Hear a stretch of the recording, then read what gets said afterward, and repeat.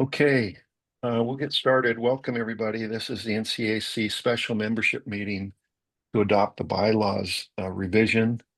Today's Saturday, May 31st, and it's 1:32 p.m. So welcome, everybody. Thanks for coming today. We'll do introductions real quick. So for the officers, I'm Mark Everett. I'm the chair of the NCAC. Chris and Alex and Gary. Chris Sokowski, treasurer. I'm Alex Clark. I'm the vice chair. Gary Billingsley, secretary. Thank you.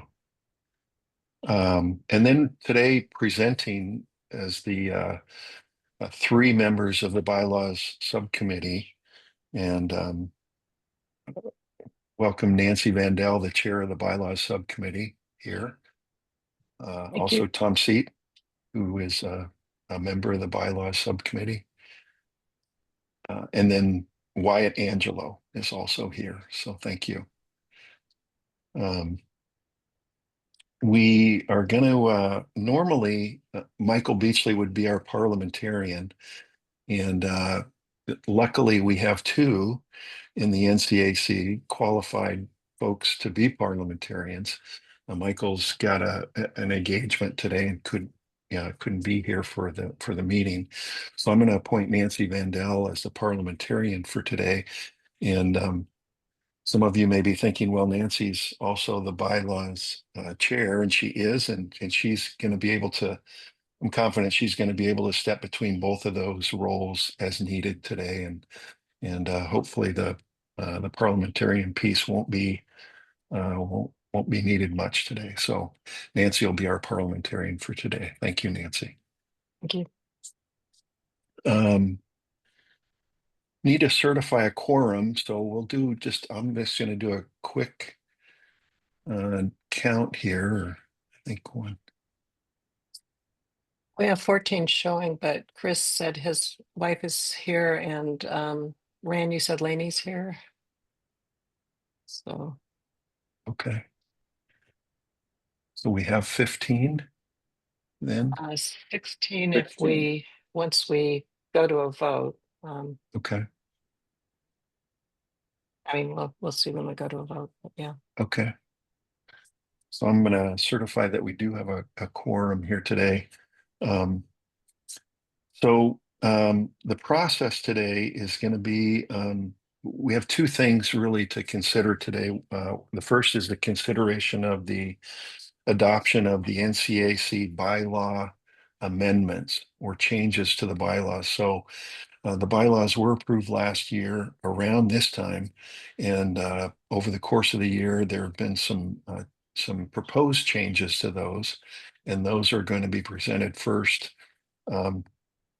They will require a 2/3 majority vote to pass for the bylaw amendments, and then the second is consideration of the adoption of the NCAC policies, procedures, and references. And those just add quite a bit more detail to the bylaws. And those, when we get to the point where we're ready to take a vote, are just a majority vote. So 2/3 for the bylaws and just a majority vote for the PP&Rs, policies, procedures, and references. We're going to, Nancy and the bylaws committee, they're going to present the bylaws first, and they're going to go section by section. I can't remember exactly how many amendments there are, 5 or 6, maybe. 10 sets of amendments. 10 okay, 10. And they'll go section by section through those. And, for today, we welcome questions over the course of those presentations from folks, if they have them. This is just meant to be a process where people can ask questions if they're so inclined, and we can have a discussion about those if there's a question that needs some clarification. So please don't hesitate with that. What I would ask is that folks, if you do have a question, if you could put it in the chat, that would be great. I can kind of see the chat on the screen. It's hard for me to see if you raise your hand. It's a little harder for me. I miss those sometimes. So if you could put it in the chat, if you have a question, and we'll just go person by person in the chat if there's questions. I'll read this now, and then I'm going to read it again in case somebody joins us midway through the meeting today. So this is the notice that we read on voting. So voting on any motion will be on the honor system. Only persons who qualify as members of the NCAC are eligible to vote. And members are defined as adults who reside in, own property in, or own a business in the Nescoin area, with limitations defined in the NCAC bylaws. If you do not qualify as a member, please do not vote.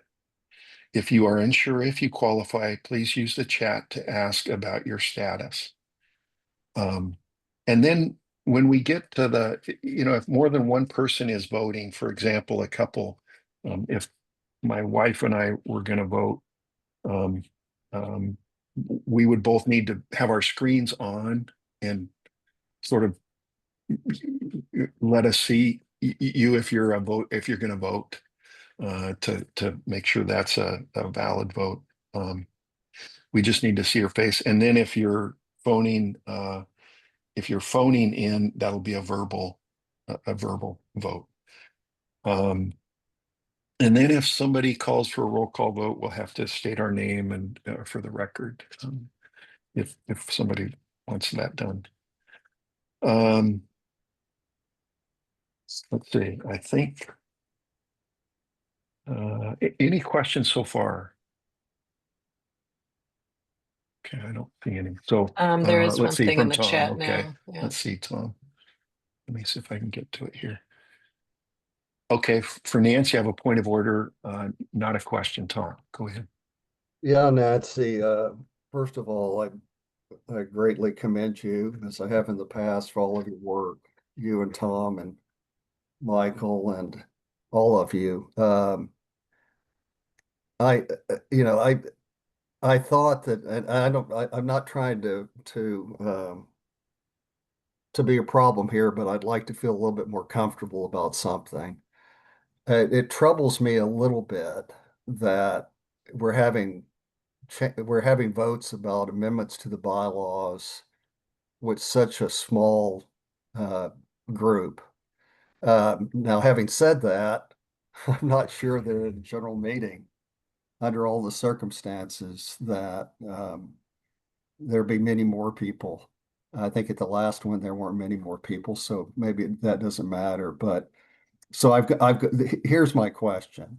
I've gone through the proposed bylaws, and they look fine to me, and they seem to be mostly ministerial. That is, trying to connect the policies and procedures to the bylaws and making amendments to the bylaws in light of your work on the policies and procedures and regulations. And so, am I right about that?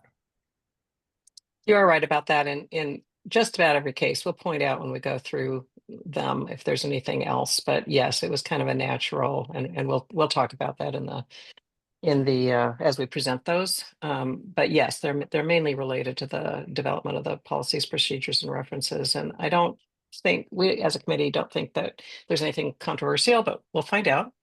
But Okay. regarding your point of order, as long as we meet a quorum, we're fine. And so while all of us would like to have more people attending, it's kind of been the way it is. I think with we're reading that as a good thing, because we've certainly given plenty of notice. We've had we've had 5 feedback sessions. We've had these documents out in meeting folders. We've had 10 days notice on all the the final documents that we'll be presenting today, et cetera. So we've had, the county has looked at it. I know.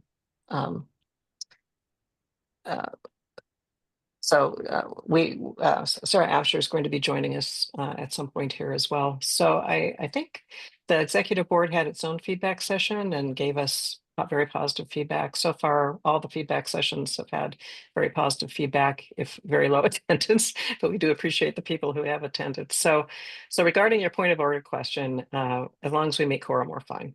And looks like Michael has stayed with us. So Michael, would you like to add to that? No, there's nothing to add there. Thank you for your question, Tom. As long as we have a quorum, we're moving forward, and well, her points are well taken.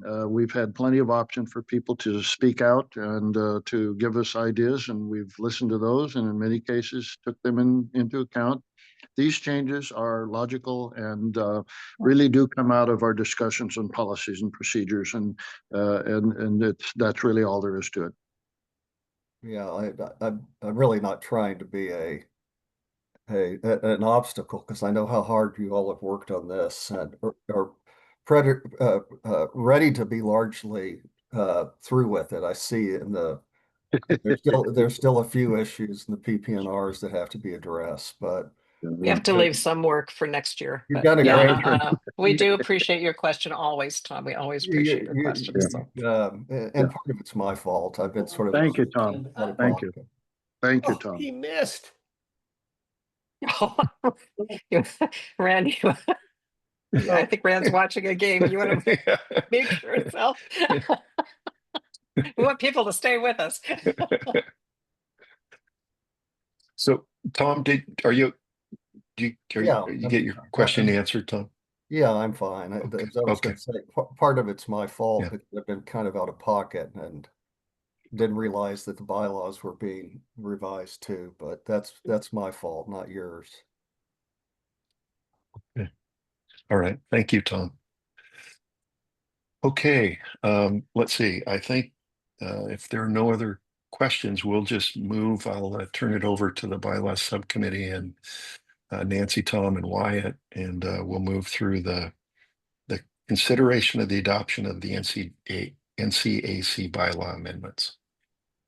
Thank you. So I just want to give a shout out to the subcommittee we have been working very hard on this throughout the year. Last year it was the bylaws, this year the policies, procedures, and references. And as we just discussed, the bylaws amendments mainly came out of our development of the PPNRs.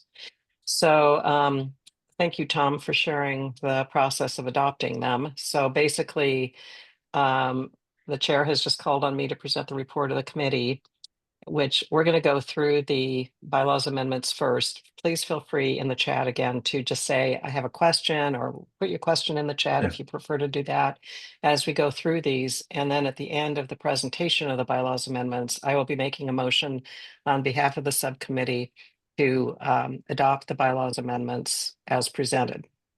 If anybody has any changes that they would like to make at that point, you would make a motion to amend, and by number of the bylaw amendment, you would say, I would like to change this wording to that wording or whatever.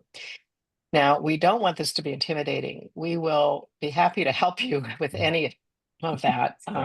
And if you do have an amendment after the motion is made, in the chat, put amendment so that takes a precedence over what we're discussing in general with these.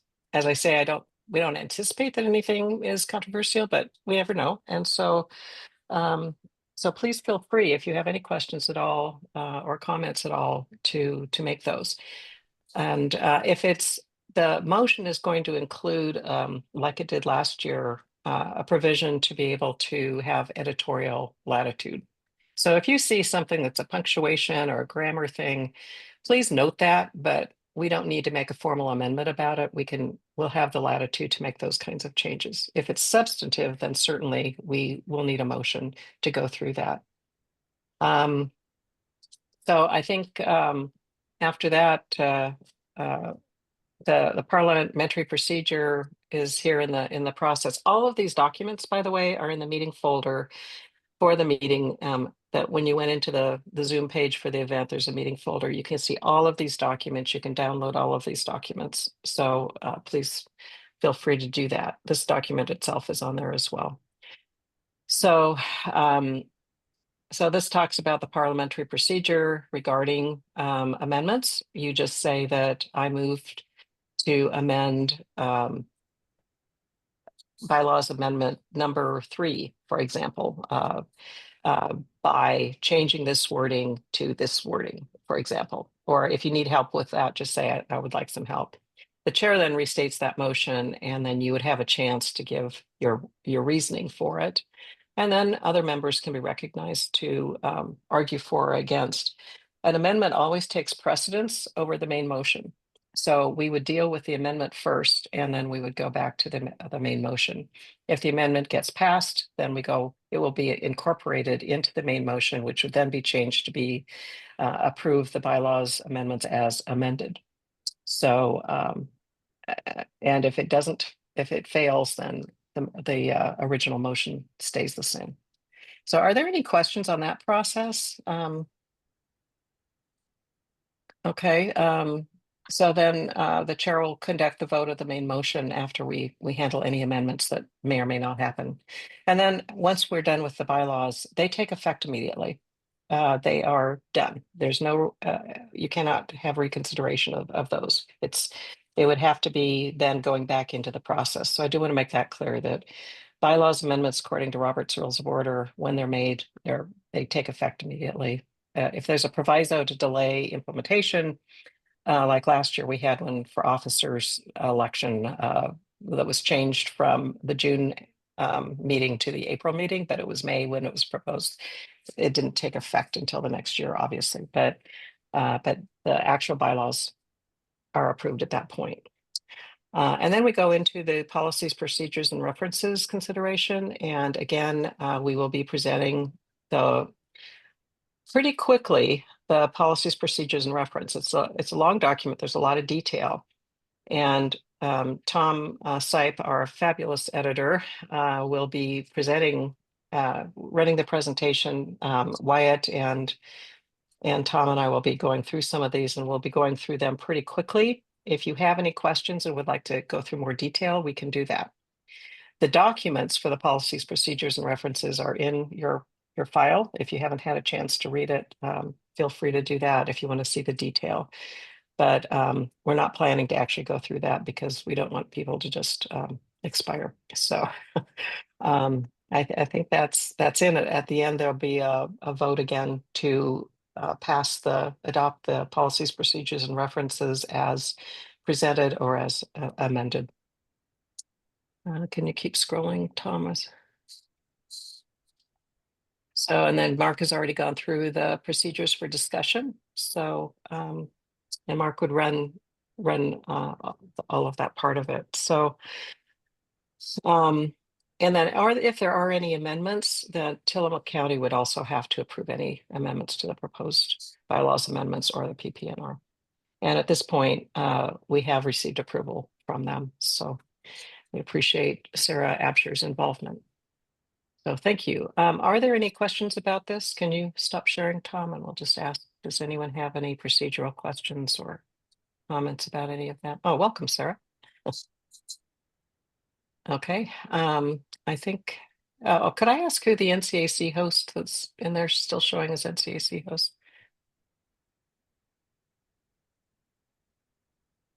There's someone who's come in as NCAC host. Probably Gary. Oh, Gary, that's got to Oh be it. yeah, I think it is Gary. Yeah, thank you. Okay, never mind. Okay, we have 4 of us, I think 4 or 5 of us logged in as NCAC host, but I think at this point I'm the only actual host. Okay, so if there are no questions on the procedure, we'll go ahead and start going through the bylaws amendments. So Tom, if you could please put those up. Appreciate it. Share again. And obviously, subcommittee members, please, Tom and Wyatt, please state, feel free to enter in here. Just for interest of time, I was just going to go ahead and go through these pretty quickly. And then when we get to the PPNR, we'll have the committee kind of speak up. But Amendment 1, if you could go to that, Tom, please. Is basically a name change. So Tom Sipe came up with, we need to have something besides policies and procedures. And we added references at his proposal to the names. So everywhere in the bylaws that we talked about policies and procedures that would be a future document last year is now, we're changing to policies, procedures, or references. Everywhere we had P and P as abbreviations, it's now PP and R with Tom's commas. And so that's all it is for Amendment 1. Are there any questions about that? It's a very simple amendment to just change how we refer to the PP&R document. PP&R again is policies, procedures, references. It's also called standing rules in Robert's rules, same thing. Okay, if I'm hearing no questions, and I'm not monitoring the chat, so hopefully, Mark, you are. I am, yeah. Great. So Amendment 2 is a new one, and this is something that Mark actually asked us to do. Or no, this isn't. So the proposal is that an NCAC member shall not hold more than one position on the executive board unless chairing a task force is a defined duty of the office. And the rationale for that is that holding multiple positions can be something that is desirable if you can't find somebody to fill a position, but it limits opportunities for more people to get involved, and it reduces focus on each position that's taken, and so can also give undue influence in the work of the NCAC.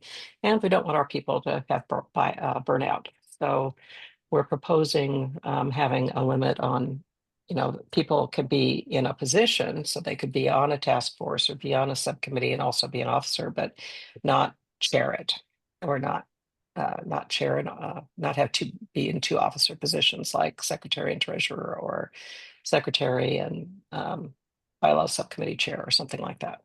So any questions about that or comments? Okay, Amendment 3 is Office of the Vice Chairperson. So we're really kind of thrilled about this, and Alex, please feel free to speak up here too. But we created a monitoring task force after the bylaws were passed last year. The executive board created a monitoring task force at the suggestion of Guy Sievert, who has basically been a one-person monitoring task force looking at all sorts of different agencies. And later in these amendments, you're going to see actually putting the monitoring task force in the bylaws as a standing task force. And so we were thinking the vice chairperson is basically supporting the chairperson when the chairperson's not available, and also other executive board members. But we need a chair for the monitoring task force, and also the monitoring task force might actually have some ideas for speakers to speak at our meetings, membership meetings, which hopefully would encourage attendance at membership meetings if we have some interesting speakers. And so we're proposing that the vice chairperson responsibilities be added to chair the monitoring task force and also to arrange for speakers at membership meetings. And so the current duties are shown here. And if you could scroll up, Tom, the proposed ones are to add those two duties. So Alex, would you like to speak to this? Sure. I mean, I think it's an obvious fit for the vice chair position. Having someone on the executive board that all of the kind of monitoring updates passes to makes sense, instead of adding yet another kind of position that's in the NCAC. And certainly fits into the vice chair position, which is somewhat nebulous of a position aside from helping out and supporting the chair. And then, of course, as we as an organization get through our current work between the community plan as well as the bylaws, which has been, both of those are huge projects, we're going to step out into a brand new world of what do we do as an organization, instead of, aside from waiting 20 years until we have to update the community plan again. And so having, being kind of a town hall or kind of community gathering place where we're introducing speakers and telling people in the community about, you know, new events that affect us. Makes a lot of sense. So Okay, thank you. Are there any other questions, comments about this one? Okay. Amendment 4, Office of the Secretary. So this is actually something we had planned for last year, was we actually put in our bylaws proposal last year that to move a bunch of the requirements of the Office of the Secretary, the detail to the policies and procedures when we developed them. And so this is a follow-up to that. And so basically we're putting in what we consider the keeping the duties of the secretary that are critical into the list. Could you go ahead and scroll up, please, Tom? Thank you. But moving some of the detail into the policies, procedures, and references job description. The other thing that we did last year is that we created a communications task force to try to take on some of the responsibilities of the secretary because it's a big job, and allow that to be distributed with the communications task force reporting to the secretary. So basically what the proposal is to leave the duties that are shown, record minutes of membership in executive board meetings, ensure that the records of the NCAC are maintained, and to hold ultimate responsibility for NCAC communications that can delegate those communications tasks, as described in Article 7 of the bylaws and in the policies, procedures, and references. So I think we have a clean version of that, don't we, Tom? You scroll up. Nope, we don't. Nope. So any questions about this? Okay. One of the other actually 3 of the other documents in the file is a red line version of the bylaws that show the changes. There's a red line version of the bylaws that have comments that relate back to this document where the changes are, and then a clean version of the proposed bylaws. So if you wanted to look at the whole thing, we can put them up on the screen, but you can also look yourself. Okay. Removal from office. Nancy, Uh-huh. Nancy, I just have a comment to report. I'll just Okay. read it, but Thank you.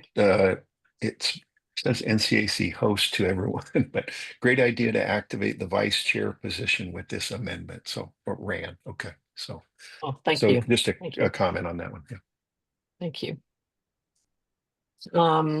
So Amendment 5, removal from office. In the bylaws last year, this is something we kind of realized we had not thought through completely well last year. Was we had something saying that the one of the bylaws was to, hopefully this will never happen. It's just, if you ever do need to remove someone from office, you have to have something in the bylaws for that. And so we did put something in. It said, we said that subcommittee members could be removed by the executive board, and subcommittee members are actually elected by the membership. So they should be removed by the membership. So this is to clarify that.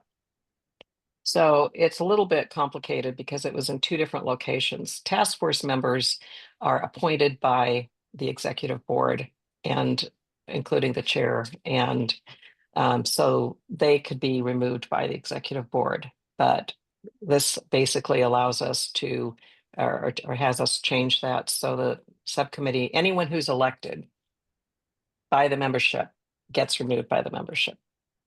And anyone who's appointed by the executive board gets removed by the executive board. And then there is a whole process for this in the policies and procedures and references about how you go about that, with lots of caveats. It's a very serious thing, and hopefully we'll never have to deal with it. But all this is to kind of correct that error that we had. So it affects 2 paragraphs. Huh, that's interesting. Oh, you've got paragraphs showing, Tom. Could you take Oh, paragraphs up? nobody sees those. I don't. I know you don't. Thank you. Sorry. You can see where I scrolled instead of putting in a page break, because I hate page breaks. And Tom was good to show me that we shouldn't be having article breaks or amendment going across pages. That's why I have them, actually. Yeah, so thank you. Uh, Any questions back there on vacancies, or excuse me, on removal from office? Okay. And I can't see the chat because I've got some bar down here that's, Yeah, oh, it does look like Alex, there's something in here. yeah, Alex just agreed with, I think, Rand's comment. Okay, And that great. goes back to the vice chair Okay, change great. that you mentioned. Thank you. Okay, so Amendment 6, vacancies and elections. So we didn't discuss last year how to handle the situation that arose this year, where we didn't have somebody who could be nominated for an officer position, in this case, secretary. We have information on vacancies that happened mid-year, but not in this situation. So we came up with this, which is to add into Article 4, Section. So there's nothing under nominations and elections currently. We have something on vacancies for midterm. So we're suggesting adding to Article 4, Section B, which is nominations and elections under the officer article, that should an office remain unfilled at the regular officer election meeting in April, an election shall be held for that office at the annual membership meeting in June, or at the next membership meeting at which one or more candidates are found. The current office holder shall remain in the position until the first executive board meeting of the new fiscal year, which would be July 1st, at which time a fiscal year starts July 1st, at which time a vacancy shall be declared, and then we use our other vacancy provisions. So basically, it just gets us over that hump, and it does require that the current office holders stay until the first executive board meeting, which would be in like usually the third week of July on a Wednesday, to have the vacancy declared. But anyone can resign at any time, so it doesn't really hold them, but it allows them to continue. It authorizes them to be able to continue in their position until that July meeting, in which case we have vacancies. And then in Section 4 vacancies, we've filled that out a little bit more.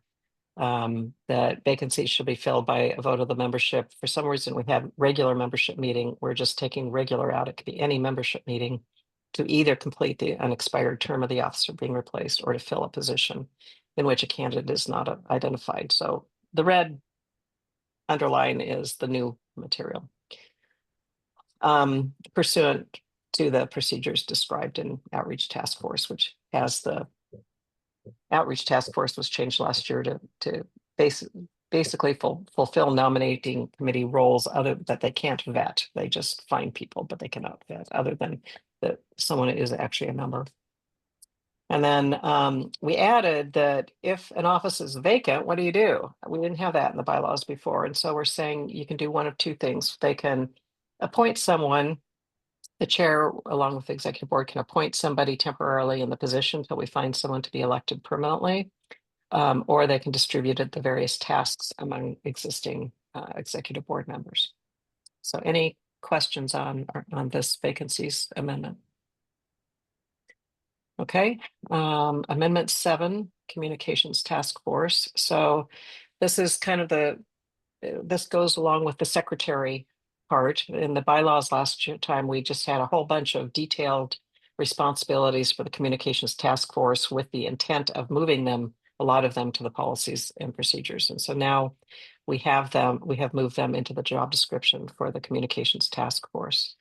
So if we go to proposed, that basically we leave the wording up above, but we take out all this detail and just say that the responsibilities below are outlined specifically in the PPNR. And that's under the references section of the PPR. Any questions about that? So the part above under proposed in black just remains the same. And all we do is take out this detail and move it to the PPNR. Okay, moving on, monitoring task force. So this was newly established during this fiscal year after the bylaws were approved last year.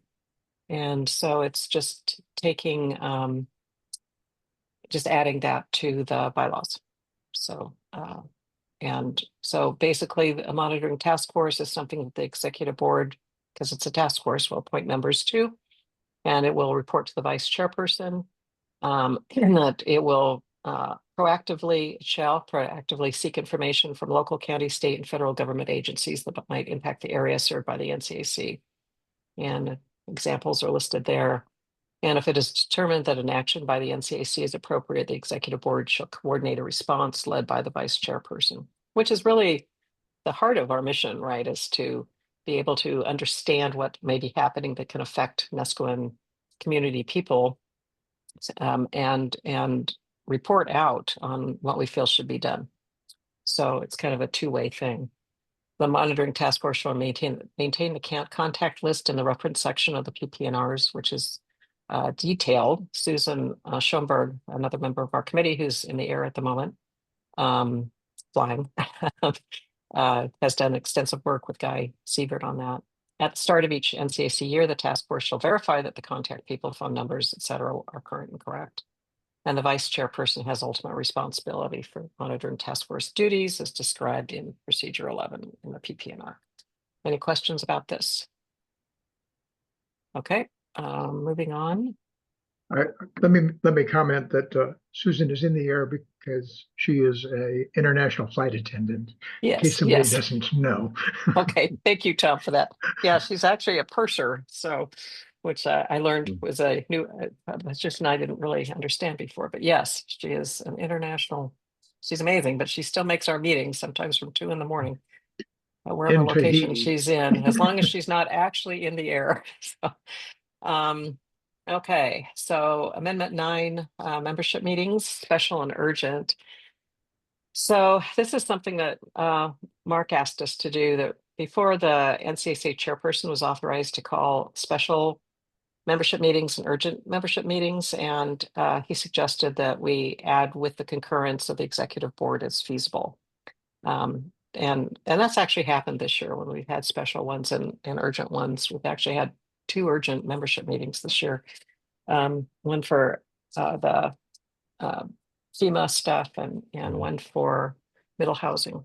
So so that's basically all that is to add in the concurrence of the executive board. Did you want to comment on that, Mark, at all?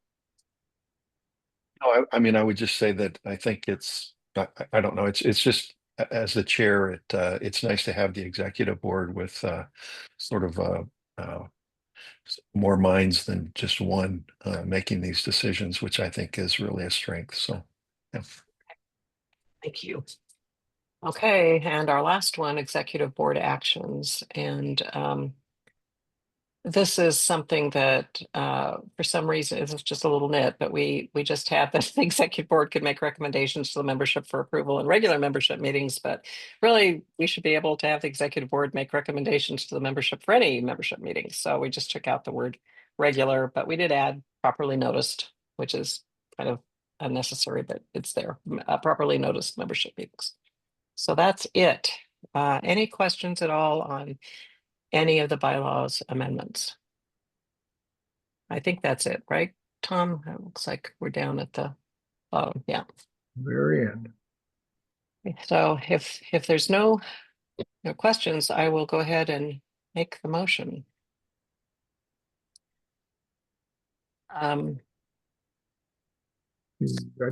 Which I did print. So, okay.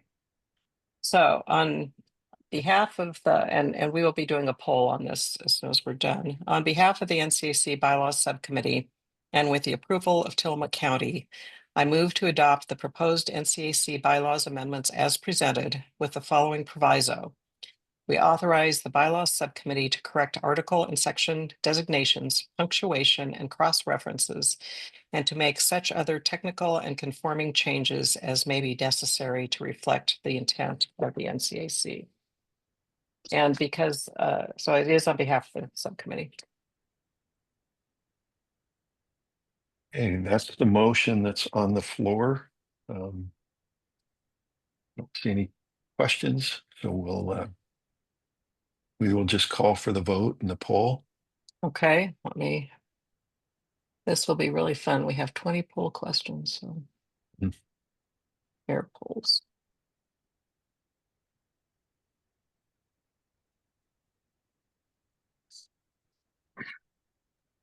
Okay, so everybody should see it. And please, everybody who's a member can vote. Correct.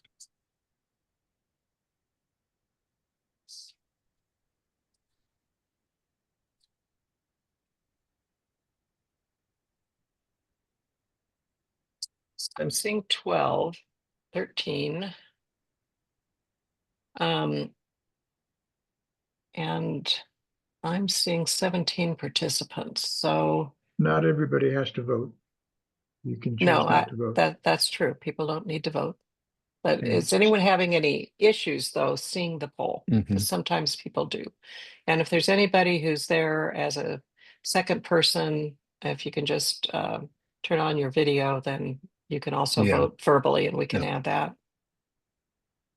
The officers can vote. I know Sarah can't, but otherwise we've got, no, there should be 16 showing, but okay.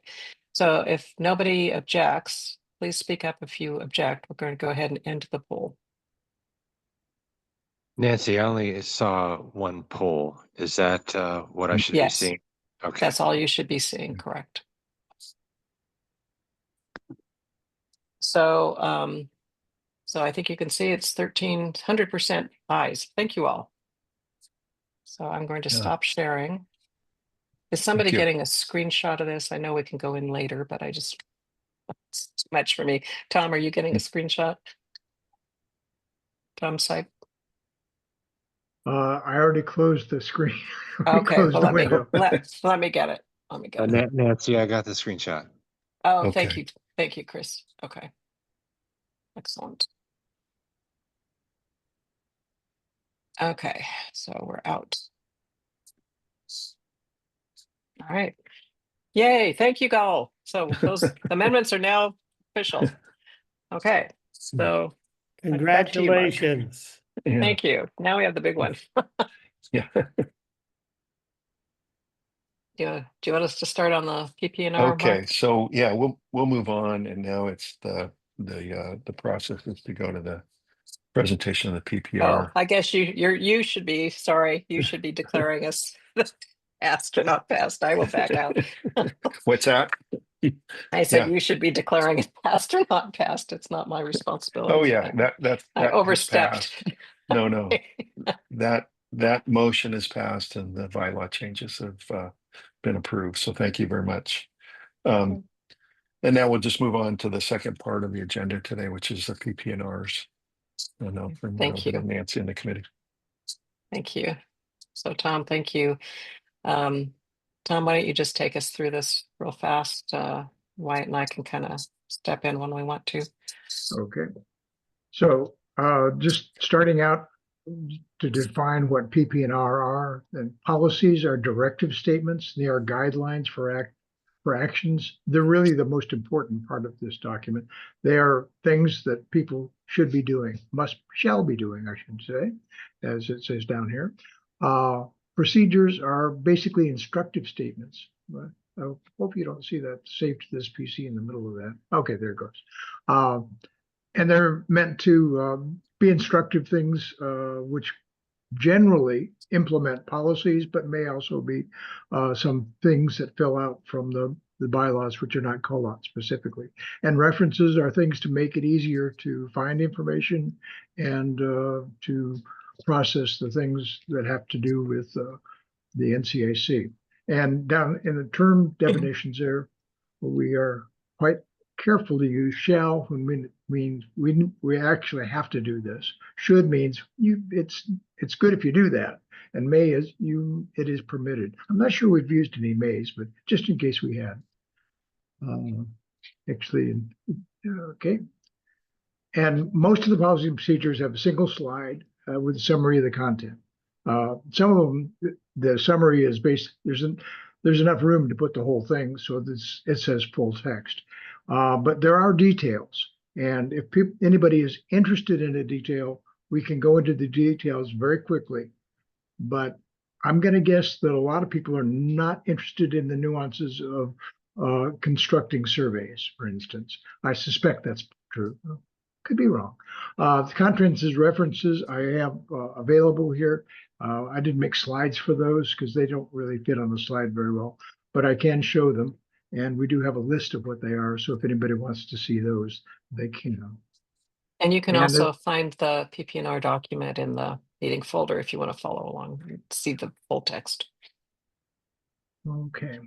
Any questions about the format and whatever? If not, then we're going to dive in.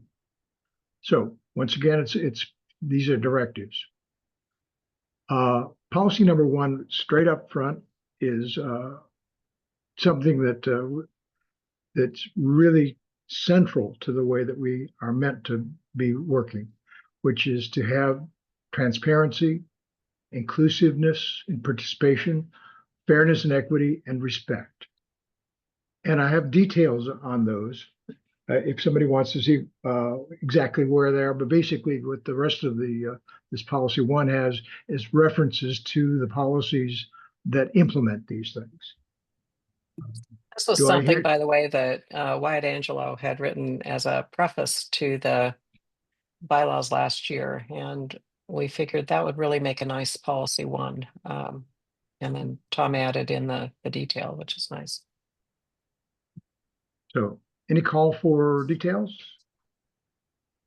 Nope. Okay, hearing none, then we will go to the next slide. And this is all the text of it. Basically, this is, you can read it here, just to make sure that everybody can see the records. They are all on public access. Anybody in the world can see all of our records, and including this video. So the world is our audience. And email, and basically you can read this yourself. Any comments on that?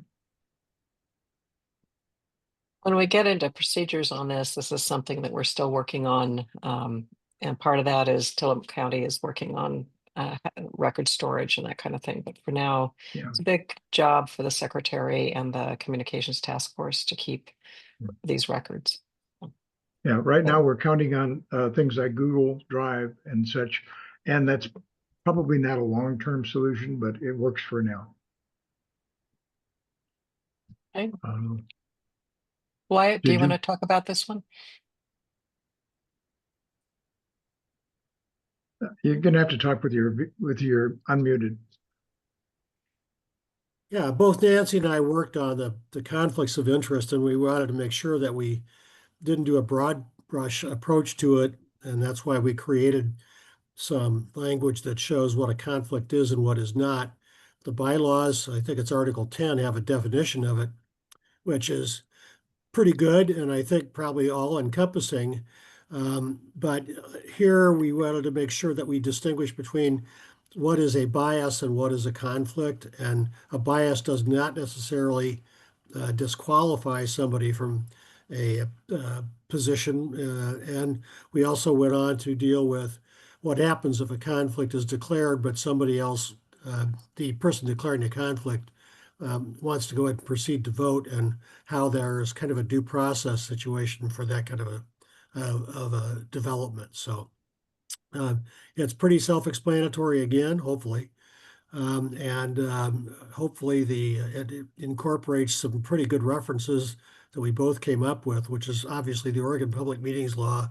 But Nancy found the Oregon Ethics Committee had a really, Ethics Commission, sorry, has a wonderful section on conflicts and how to map through a conflict to determine whether it's disqualifying or not. And so those are contained in the references as well. Thank you, Wyatt. Yeah, we all blithely say when we're in a meeting that we have no conflicts, but what does that mean? And so for those of us who have to state it, it's interesting. So you'll see Wyatt brings up a good point, and Tom talked about it earlier, that these PP&Rs, you're going to see the same topics throughout in the different sections. So there's a policy that kind of goes through the overall area, and then the procedures that talk about how we implement that policy, or something in the bylaws, and possibly in the references. So we may have a procedure without a policy. We might, but we might have all three. In this case, we have all three, I believe. Thank you. Next. I guess I'll take this one. So Michael and I worked extensively on surveys and straw polls surveys or formal surveys like the community plan might want to do of surveying either the membership as a whole or anyone who lives within the membership area or has an interest in the membership area, but more formal. And straw polls are for just gathering opinions in an NCAC meeting or a feedback session, that kind of thing. And so there's information, quite a bit of it under the policy. Then there's very detailed information in the procedures section on this. Sorry, I got previous there. Did No, anybody that's want fine. to see the details? And you do not. Let me just say. Okay, thank you, Tom. Okay. So this is something, community engagement. We receive a wide variety of requests from outside organizations to communicate information or partner on activities or promote the work of the outside organization. And this was something that Mark particularly wanted us to develop guidelines on, and we did. So there's quite a bit of detail in here. It's pretty important. Is anyone interested in seeing any of that, or shall we move on? We can't see you when we're sharing. So if anyone would like to go in the chat and let us know. No I'll comments just give in you the an chat example at of this what, point, Nancy. Yeah. an example of the text that's basically it just tells you this is an example of what some of the details are, and there are 4 more slides after this. Yeah, this also goes into, I think this is where we talk about handling political requests and that kind of thing as well. There's quite a bit of detail in here. Mhm. So yeah, so why don't we go into policy 6? Go ahead, Tom. For me? Okay. Why not? All right. I don't think I authored this, but maybe I did. Who knows? Basically, it's a way of ensuring that the organization is not represented incorrectly, and that the everything that we do in terms of an official stance goes through process. It's all about due process. There are a fair number of, let's see how many. Oh, this is a full text. I think we can. We have more details in the procedures, I guess. We do. Okay, so this is just a declaration of the shalls. It's going to be things shall be approved. Any questions on that? Yep. I may have authored some of this stuff that I don't remember that I did. It's been that long. Well, yeah, it's the committee, right? So yeah, it's committee. Yeah. But I'm going to throw this one to Wyatt. Yeah, it just basically reflects what we've discussed actually during the course of the adoption of the bylaws, which is that we don't have the capacity to really vet voting. So we created an honor system that certainly lends itself to inclusiveness, number one, but number two, self-discipline about whether a person votes or not. And this is the start of that process. Thank you. Policy 8. And if anybody does want to talk about any of these, just please put something in the chat. Membership registration and privacy. We do plan to require members to register when joining the NCAC and annually thereafter with qualifying information. Why don't we go to the detail on this one, Tom? That doesn't have detail. That's in the procedures, I believe. Okay, I think it does actually. You're right. My So, PowerPoint was lying to me. Okay. So anyway, this is the kind of information we want to have. And we are allowed by the county to keep everything private except for names and membership category. So none of the rest of this will be made public.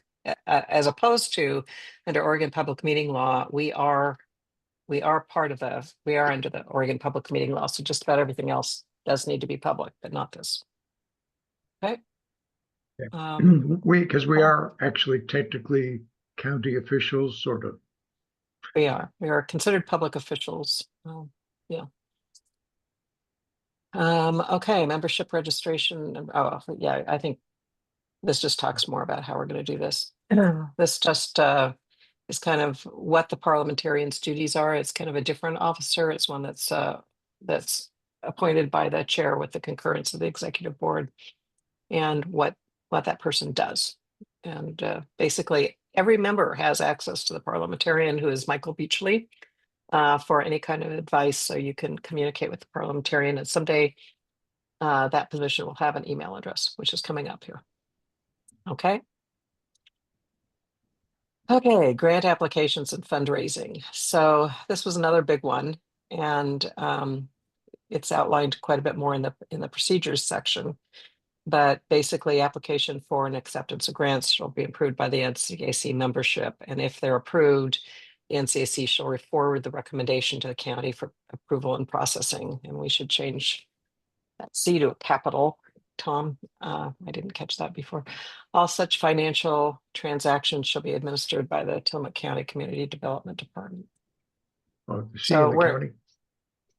Yeah, the C in county, sorry. Okay.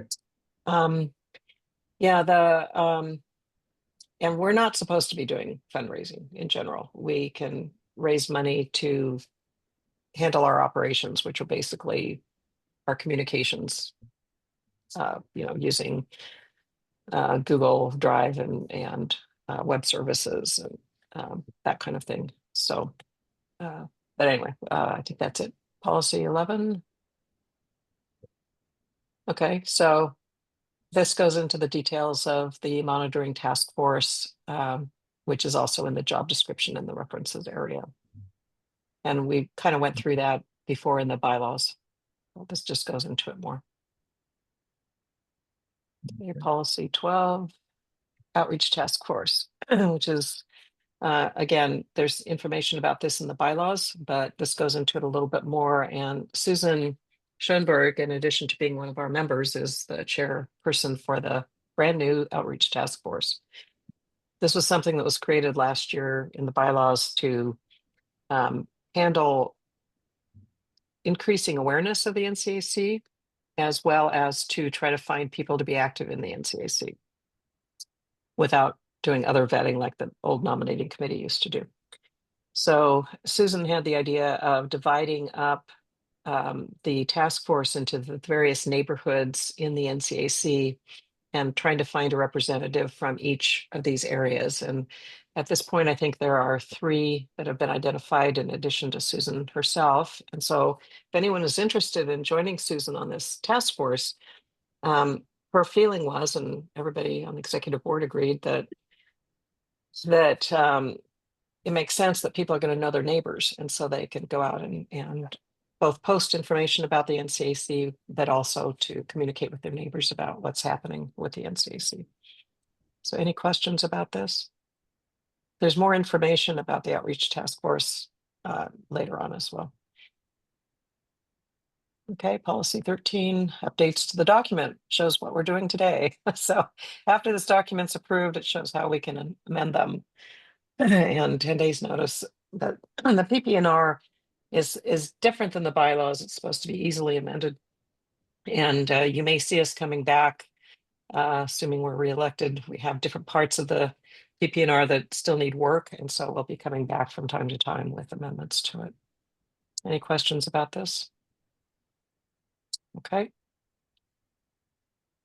Oh, and one back on when the references section, we've made an exception to that. If there are changes, the updates to the references section shall require unanimous approval of the executive board. And if that's not attained, then the vote will go to the membership. And if they are done by the executive board unanimously, then they will be reported.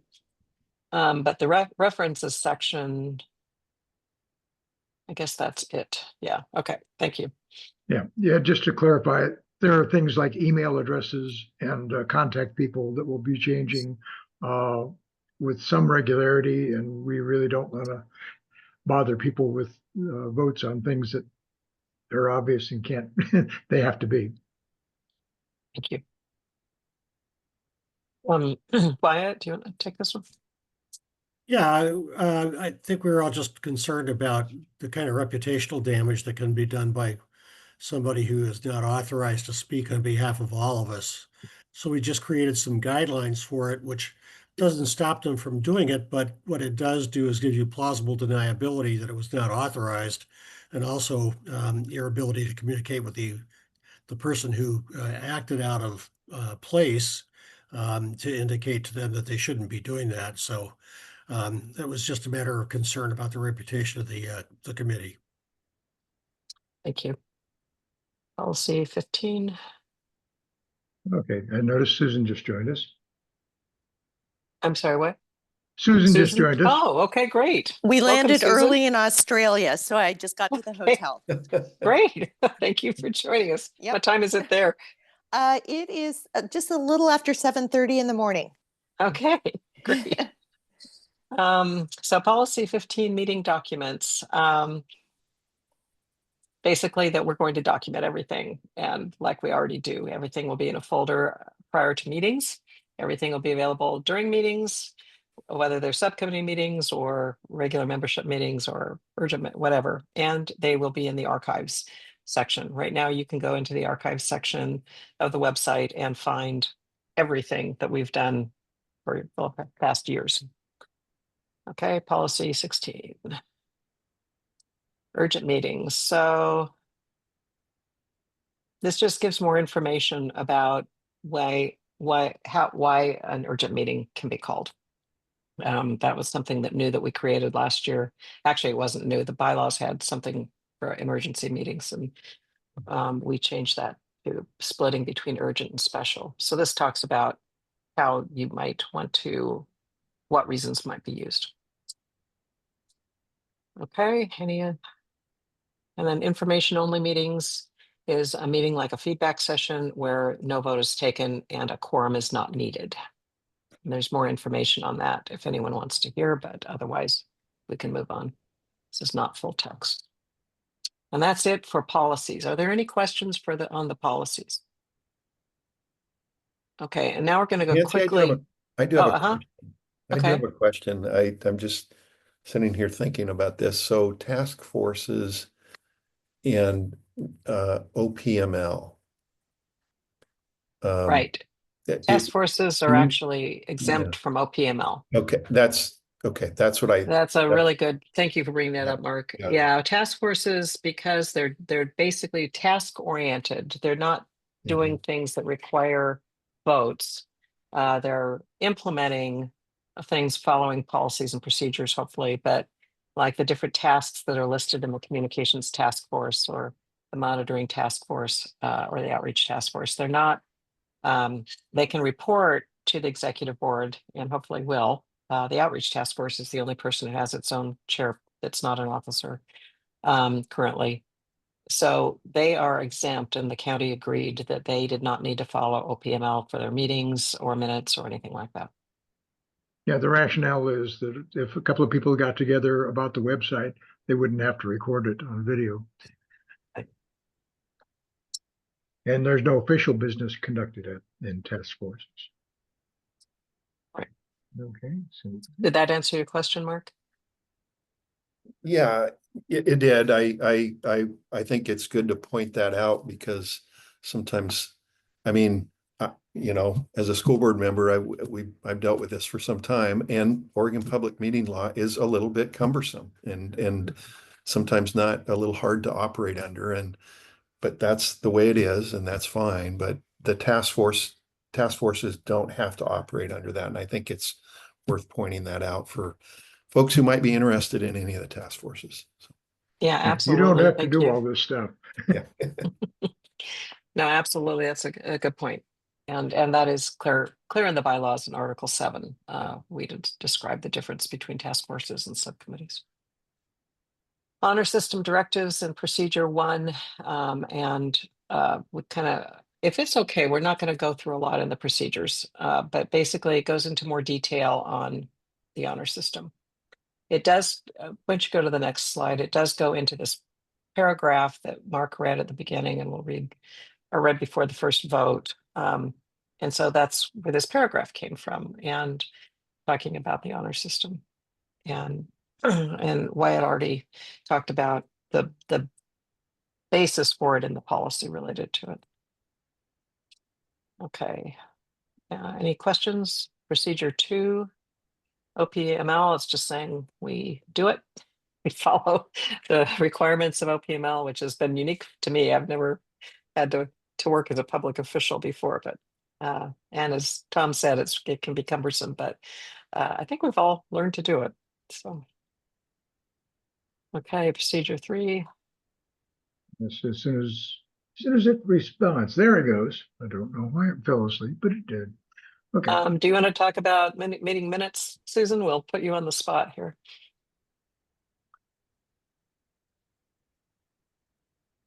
Okay, she's muted. Oh. I'll just so basically we outline here what needs to go into minutes. The bylaws state that we have to have minutes, and this procedure goes through what needs to be in them. And everything has to have minutes, even if there's video, you still have to have minutes unless you're a task force. And this goes through what goes in them. They can be brief, but at least it's something where people can see whether they want to go look at a video. Yeah, that's all there is to that. And how they get approved and all that kind of stuff. So procedure 4, meeting notices. And Tom, do you want to talk about that? Oh, okay. Let's see. I'm gonna have to read it. Oh, well, Basically, never mind. Okay. Essentially that requires that people get sufficient notice in order for anything important happening, and it's sort of obvious, but it needs to be written down. Yeah, thank you. Particularly that last paragraph about submission of applications, existing, and what a notice should include. So thank you. Procedure 5, voting. So the bylaws actually have quite a bit of information on voting. This is one of the things that we are going to be working on next year is detail on how we do voting. And I tell you, after preparing for this meeting, I think I'm ready to write them, but it's how do you handle Zoom polls? What do you do if the Zoom polls don't work? What do you do? How do you handle when there are more people on a screen? How do that kind of detail that we kind of know what to do, but in terms of the important stuff, it's in the bylaws. So still working on this. Any questions? Procedure 6, changes to the bylaws. So this just goes through how the bylaws subcommittee handles requests for changes and how we do our work, basically. I think I forgot to hide that, but anyway, there's the details. Yeah. And that's just the one slide. There's already a bunch of stuff for this in the bylaws themselves too. Reports to agencies. So this actually took quite a bit of effort. Tom, do you want to cover this one? Can't remember who worked on this. I think you did. I think we all worked on it. We all did. Basically, it's we have to be very careful, and it's sort of related to the making sure that somebody's authorized to speak. This is sort of making sure that reports that from the NCAC are properly identified, and also that if there are minority opinions, which that those are also included if possible. So we want to make sure that we, as a body, report accurately what our position is, and that there's a process for making that happen. Thank you. And so there's quite a bit of detail on this one too that we're just not going to go through now unless anyone wants us to, but you can read on your own. There's 5 slides past this one. Yeah. Right. Procedure 8, removal and suspension. This talks about more detail related to the policy about removal. And it goes through, I think there are a few slides on this as well, on exactly what we should be doing. And so if anyone's interested, we can go through it. Otherwise, we'll just move on. Okay, procedure 9. This talks about how subcommittees and task forces are kind of how they operate and how they operate at the beginning of a term, how they're convened, trained, etc. And I think there are a number of slides on this, right? Yeah. This falls under useful information for somebody who finds themselves in a committee. Right. Okay, procedure 10. If anyone else is slow down, just speak up. This is the NCAC archives. And again, we're working on this because this is something actually that our secretary, Gary, is an expert in, and he's going to join us on developing this next year, and also working with Sarah Apsher with the county on how we want to structure the archives. And ultimately, the county's responsible for our archives, along with everything else they're doing. But for now, we are managing them, and it's something that will be helpful to give as new secretaries come on board. Okay, procedure 11, conflicts of interest. This talks more detail about how we handle conflicts of interest and whether they participate or vote, et cetera. And as Wyatt mentioned last time, when we talked about the policy related to this, there's more information at the end of the references section. Okay. And request to the NCAC, this is another very detailed on how we handle requests. So back in the policy section, we had information about working with the community, and this talks about how we handle these different requests in some detail. How many slides do we have on that, Tom? 5. Yeah, so if anyone's interested, let us know. Procedure 13.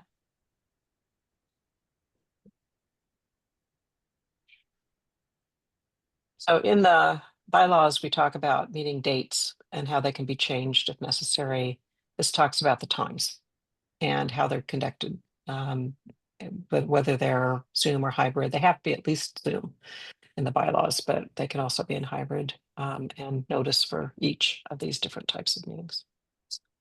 Procedure 14. Lots of information on surveys, enough said. Procedure 15, lots of information about straw polls. Enough said. If you've actually read the document, I want to apologize for the extensive outlining. I just couldn't change that into actual human readable text. Michael and I liked outlining it. Tom was able to do quite a bit of changing, of editing on the survey side. Still to come, we'll be editing on the straw polls, but Same okay. thing. Procedure 16. No, Oh, that's it. We're at Hey. references. So Okay. any questions about the procedures or the policies? Okay, so references. So the references cover these items: email, contact information. Somewhere in the policy, I thought we had one that executive board members will have email related to their position, and so that people can contact secretary at NCAC, blah, blah, blah, blah, blah. Currently, I'm the only one that has that. It's bylaws at, and otherwise we have the info at NCAC, whatever the email is, and admin at. But this way people can get to individual officer positions, but they're managed by the secretary. And so as someone changes position, they'll take over that email address kind of automatically. So that's to come. Contact information for the monitoring task force is amazingly detailed. And Susan, earlier we were talking about the great work you and Guy did on that. Version of Robert's Rules of Order in effect. Right now, the bylaws just say what Robert's Rules wants us to say, which is latest edition or something like that. And this says what edition it is. It's more easily changeable. Goes through the NCAC area reference map, and that were moved from the bylaws. We're not included in the bylaws, and moved over here. And then the neighborhoods of Nescoin, which is a really cool map, which maybe we can go to, Tom, after we go through the list that Tom did. And then it goes through the job descriptions for the officers, the subcommittee chair people, the task force chair people, and the task forces themselves. And then it goes into 7 as the ad hoc subcommittees and task forces. So the community plan steering committee is not a standing subcommittee. It's ad hoc. So it has its description is in there. And then the conflict of interest resources. So So I think, can you stop sharing the presentation, Tom, and just go to the actual PP&R document and we can show people very quickly what it looks like. And as he's doing that, does anyone have any comments or questions at all about the PP&Rs? You can see it's a work in progress. There are areas that we're going to be coming back to you on next year, but No comments, Nancy, or questions. okay. And I'm getting, you want me to go down to references or to the maps? No, I go down to references. Well, why don't you show the whole document real quick, just the top of it. People can see it. Okay. Tom has done an incredible job editing this thing, along with our bylaws, and we really appreciate all your efforts on this, Tom. But I also want to give a shout out to the full committee. Because of Oregon public meeting law, we're not allowed to meet more than 2 of us at a time, and so we have these little subgroups to come up with these different things that 2 of us and then present to the full subcommittee in our subcommittee meetings, and lots of discussion and editing in the subcommittee meetings, and then we come out to you guys in feedback sessions. So it's been a lot of community work on this. So thank you. Yeah. So basically it has a policy section and then a procedures section, and Tom has it set up so that you can use the table of contents to link to the various sections. So under references, we've got, this is the list that Susan put together with Guy on the monitoring task force, lots of different stuff. Okay, let me do the hiding of the important information, which is the tabs, Thank you. paragraph marks. Okay, so All the useful information is gone. thank you. Why don't we go to the map? Okay. The Okay, let me there's that change one, the, which I think everybody has seen before. No changes to this, but the neighborhood map. This is really cool. And Tom is also Tom Sipe is also the editor for the community plan subcommittee. So he developed this for that, and we stole it for the PP&R. Fair and square. And so Susan's been using this for the outreach task force too. And so that's it. I think lots of information in the duties, the job descriptions, and then a lot to still be developed. Some to do, yeah. So if there are no questions or comments, would you like me to make a motion, Mark? Yeah, would you make the motion, Nancy? So on behalf of the NCAC Bylaws Subcommittee and with the approval of Tillamook County, I move to adopt the proposed NCAC Policies, Procedures, and References, or PP&R, document as presented with the following proviso. Authorize the Bylaws Subcommittee to correct article and section designations, punctuation, and cross-references, and to make such other technical and conforming changes as may be necessary to reflect the intent of the NCAC. Okay, and there's, would you like me to, or you go ahead, Tom? Mark. Yeah, we'll go ahead and take the vote now. So there no Oh, discussion. no questions. I don't see any questions or. Okay, Go so ahead and let do me vote. go back to number 2. Oh, you all should be able to see. Oh, you know what? I'm one that should be added to the last one. Apparently I can't vote because I launched the poll. So last time add me to the I on the 14th.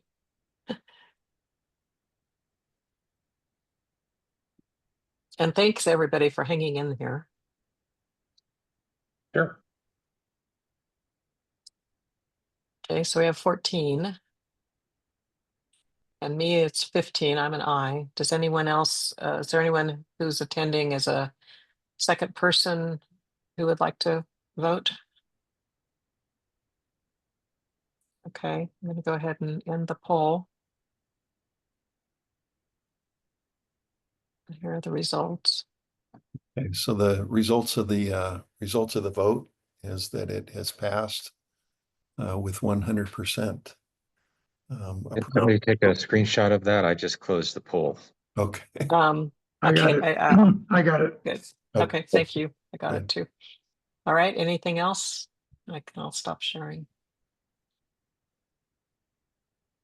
No, I think, I mean, I'll just speak and say I appreciate all of the work of the committee. It's a year's worth of work and lots of meetings and lots of conversations. And I just in my time as a chair, there have been some challenging times, and I've said this before, but I think that the structure that the NCAC is developing here with the executive board and the bylaws and the PPNRs it's just a solid organization because of these efforts now, and will serve the community very, very well in the future, regardless of who the chair is and who the officers are. It's just really, I really feel comfortable with it. So thank you. Well, thank you. And I want to thank Mark also for attending almost every one of our subcommittee meetings and giving us lots of input. And also I want to thank Sarah Absher, who is incredibly busy, for working with us on this as well. Sarah, thank you. And also to the executive board, who has given us lots of valuable input and feedback. But most of all and to a number of community members who have talked to us one-on-one or come to our meetings, and looking at you, Tom Prohodich, and Bill Butch, and Candace, and Barbara, and Ran as well. So thank you. And and the subcommittee is just truly amazing. So thank you guys. Hey, Nancy, this is Tom. Hi, Tom. I don't want you to think that our silence means that we didn't read it. Oh, wow. The only to, I've said this a number of times, but to Nancy and Wyatt and Tom and Susan and Michael, this is extraordinary work. I mean, I just kept thinking as I was reading it, volunteers did this. Y'all need a pay upgrade. Yeah, I think we need a 25% on increase. Yeah. Anyway, thank you. Yeah. Thank you, Tom. This is the priceless part, like they say on the ads. Thank you, Ren. Thank you. Yeah, I'll just read a couple of comments, Nancy, that I'm seeing in the chat. And this, I think maybe it's from Rand. Again, massive project that strengthens the organization and makes decisions and operations much easier to understand. So thank you. And then from Sarah Absher, happy to help. The subcommittee has done an outstanding job. Thank you, Nancy, for your leadership. So, and thank you everybody for coming today. And if there are no other comments, I'm going to adjourn the meeting here. I don't see any. So thank you, everybody. And thank you, Nancy and the committee, and enjoy the rest of your weekend. So goodbye, everyone. Thank you. Bye-bye. Bye. Thanks. Thank you.